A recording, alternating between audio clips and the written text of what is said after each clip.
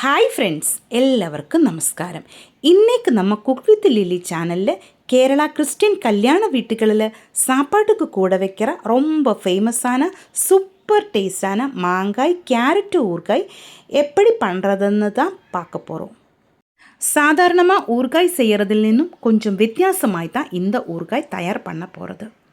Super டேஸ்ட்டாக இருக்கும். ஒரு தடவை நீங்கள் இந்த மாதிரி ட்ரை பண்ணி பார்த்துருந்தா மறுபடியும் நீங்கள் இதே மாதிரி செய்யும். நம்ம எப்போ செஞ்சிருந்தாலும் நம்ம ஊறுகாய் போட்டில் சீக்கிரம் காலி ஆகிடும்.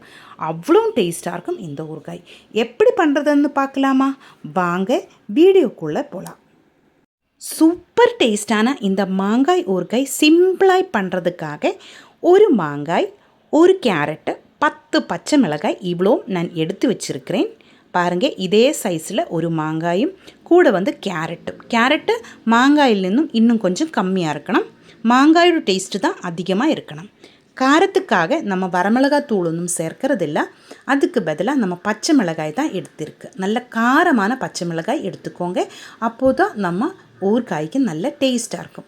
மாங்காய் நல்லா கழுகியதுக்கப்புறமா நல்லா க்ளீனாக ஒரு துணியில் தொடச்சி எடுத்துக்கோங்க. அதுக்கப்புறமா கேரட்டும் இதே மாதிரி க்ளீன் பண்ணியதுக்கு பின்னாடி நீளத்தில் ஒரே சைஸில் கட் பண்ணி எடுக்கணும். இந்த ஊறுகாய் செய்யும்போது நம்ம கேரட்டும் பச்சை மிளகாயும் மாங்காயும் ஒரே மாதிரி நீளத்தில் தான் நம்ம கட் பண்ணணும். வேறு சைஸில் ஒன்றும் கட் பண்ணக்கூடாது. ரொம்ப கெட்டியாய் நம்ம மாங்காயும் கேரட்டும் கட் பண்ணக்கூடாது. நைஸாய் தான் இந்த மாதிரி நீளத்தில் கட் பண்ணணும். இனி இதிலேக்கு தேவையான இஞ்சி அதே மாதிரி பூண்டும் நான் எடுத்து வச்சுருக்கிறேன். இஞ்சி இதே மாதிரி நீளத்தில் எடுத்திருக்கு. ஒரு பெரிய சைஸில் தான் எடுத்திருக்கு. ஒரு 30 கிராம் இருக்கும் இஞ்சி. அதே மாதிரி பூண்டு 40 கிராம் பூண்டு இருக்கும். இதுவும் நீளத்தில் தான் நான் 2ஆய் கட் பண்ணி எடுத்து வச்சுருக்கு. இனி நமக்கு ஊறுகாய் செய்யலாம். சூடாய கடாயிலேக்கு 2 டேபிள் ஸ்பூன் நல்லெண்ணெய் ஊற்றியிருக்கு. அதிலேக்கு கடுகு போடலாம். அது வெடித்ததுக்கப்புறமா 1 டீஸ்பூன் வெந்தயம் சேர்க்கலாம். வெந்தயம் நல்லா ஃப்ரை ஆகும்போது நம்ம எடுத்து வச்சுருந்தா பூண்டும் இஞ்சியும் சேர்க்கலாம்.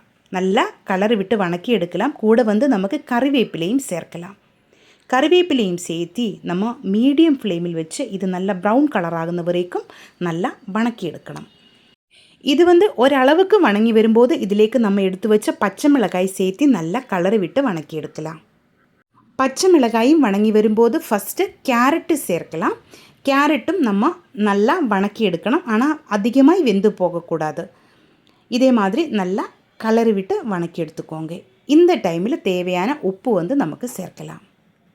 உப்பு சேர்த்ததுக்கு அப்புறமா நம்ம இதிலேக்கு 1/2 டீஸ்பூன் மஞ்சள் தூள், 1/4 டீஸ்பூன் வெந்தயம் தூள் இவ்வளவும் சேர்க்கலாம். நம்ம ஃபஸ்ட்டு வெந்தயம் சேர்த்திருக்கு, அதனால தான் 1/4 டீஸ்பூன் வெந்தயம் தூளை இதிலேக்கு சேர்க்கிறது. ஆனால் ஃபஸ்ட்டு நம்ம வெந்தயம் சேர்க்கலைன்னா இதிலேக்கு 3/4 டீஸ்பூன் வெந்தயம் தூள் சேர்க்கலாம். அதுக்கப்புறமா 1 டீஸ்பூன் பெருங்காயத்தூள் கூட இதிலேக்கு சேர்க்க வேண்டியது இருக்குது. எல்லாமே சேர்த்து இதுக்கப்புறமா நல்லா கலரி விட்டு வணக்கி எடுத்துக்கோங்க. கடைசியில் நம்ம எடுத்து வச்சுருந்த மாங்காய் தான் சேர்க்கணும். மாங்காய் வெந்து போகக்கூடாது. மாங்காய் சேர்த்து இதுக்கப்புறமா நல்லா மிக்ஸ் பண்ணியதுக்கு பின்னாடி ஸ்டவ் நமக்கு ஆஃப் பண்ணலாம். ஆனால் இன்னும் சில இன்க்ரீடியன்ட்ஸு நம்ம ஊறுகாயிலேக்கு சேர்க்க வேண்டியது இருக்குது. ஆனால் அது ஸ்டவ் ஆஃப் பண்ணியதுக்கப்புறமா தான் சேர்க்க போகிறது. ஊறுகாய் செய்கிறதிலும் கொஞ்சம் டஃப்பாக இருக்கும். நம்ம இது ஸ்டோர் பண்ணி வைக்கிறது எப்போவுமே நல்லா கரெக்டாக கவனமாக வச்சுருந்தா தான் ஊறுகாய் கெட்டு போகாமல் இருக்கும். அதெல்லாம் நான் இந்த வீடியோவில் சொல்கிறேன் எப்படி செய்கிறதுன்னு. இப்போ 1 டேபிள் ஸ்பூன் சர்க்கரை தான் சேர்த்தியிருக்கு. இந்த புளியும் உப்பும் எல்லாம் கரெக்டு பேலன்ஸ் ஆகிறதுக்காக தான் சர்க்கரை சேர்த்தியது. அதே மாதிரி 1/4 கப்பு வினாகிரி தான் நான் இதிலேக்கு சேர்த்தியிருக்கு. சாதாரணமாக வினேகர் இருக்குல்ல, அது தான் நம்ம இதிலேக்கு 1/4 கப்பு சேர்த்தியிருக்கு. இதையும் சேர்த்து நல்லா மிக்ஸ் பண்ணி எடுக்கலாம். அதுக்கப்புறம் கொஞ்சம் நேரம் கூட நம்ம இது கலர் விட்டுட்டே இருக்கணும். மாங்காய் வெந்து போகாமல் இருக்கிறதுக்காக தான் இந்த மாதிரி செய்கிறது. கொஞ்சம் உப்பு கம்மியாக இருந்தது, அதனால் இன்னும் கொஞ்சம் உப்பு கூட சேர்த்தியிருக்கு.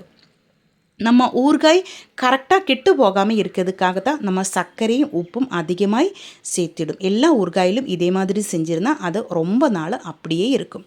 இப்போ கரெக்டாக மிக்ஸ் பண்ணி எடுத்திருக்கு. இனி இது ஆறதுக்கு விடலாம். കേരളയിലെ കല്യാണ വീടുകളിലെല്ലാം இந்த ஊறுகாய் നമുക്ക് சாப்பாടിൻ്റെ കൂടെ கிடைக்கும். நல்ல சூப்பர் டேஸ்ட்டாக இருக்கும். இந்த ஒரே ஒரு ஊறுகாய் போதும். வேற பொரியலோ குழம்போ எதுவும் நமக்கு தேவை இருக்காது. நம்ம சாப்பாடிൻ്റെ கூட இது மட்டும் பிசைஞ்சு சாப்பிட்றதுக்கு நல்லா இருக்கும். கண்டிப்பாக நீங்கள் ட்ரை பண்ணி பாருங்கள். இனி வந்து நமக்கு இது ஸ்டோர் பண்ணுறதுக்காக நல்ல ட்ரையான ஒரு கிளாஸ் போட்டில் நான் எடுத்து வச்சுருக்கிறேன். கொஞ்சம் கூட ஈரம் இருக்கக்கூடாது. அந்த மாதிரி இருந்திருந்தால் கண்டிப்பாக நம்ம ஊறுகாய் கெட்டு போயிடும். அதனால நல்ல ட்ரையான இதே மாதிரி ஒரு கிளாஸ் போட்டில் எடுத்ததுக்கப்புறமா அதுக்குள்ளே நம்ம ஊறுகாய் எடுத்து நல்லா டைட்டாகிட்டு மூடி வச்சுக்கோங்க. இது வெளியில் வச்சுருந்தா கூட கெட்டு போகாமல் இருக்கும். அதே மாதிரி ஃப்ரிட்ஜில் ஸ்டோர் பண்ணி வச்சுருந்தாலும் அதுவும் கெட்டு போகாமல் இருக்கும். ஆனால் நம்ம எப்போ ஊறுகாய் எடுக்குமோ அப்போது எல்லாம் நல்ல ட்ரையான ஸ்பூன் வச்சு தான் நம்ம ஊறுகாய் எடுத்துடணும். அந்த மாதிரி கரெக்டாக பார்த்துருந்தா நம்ம ஊறுகாய் ரொம்ப நாள் கெட்டு போகாமல் அப்படியே இருக்கும். பாருங்கள், இப்போ வந்து நான் நல்லா டைட்டாகிட்டு நம்ம கிளாஸ் போட்டில் எடுத்து வச்சுருக்கிறேன். கண்டிப்பாக நீங்கள் ட்ரை பண்ணி பாருங்கள். இந்த வீடியோ உங்களுக்கு பிடிச்சிருந்தால் சேனல் சப்ஸ்கிரைப் பண்ணுங்கள், லைக் பண்ணுங்கள். கேரளா ரெசிபிஸ் பிடிக்கிற உங்கள் ஃப்ரெண்ட்ஸுக்கு எல்லாம் நீங்கள் இந்த வீடியோ ஷேர் பண்ணி கொடுங்க. ஹைப் ஆப்ஷன் ப்ரெஸ் பண்ணி என்னை கொஞ்சம் சப்போர்ட் பண்ணி கொடுங்க. உங்களுடைய ஃபீட்பேக் நீங்கள் கண்டிப்பாக எனக்கு கமெண்டில் எழுதி போடுங்க. தேங்க்யூ.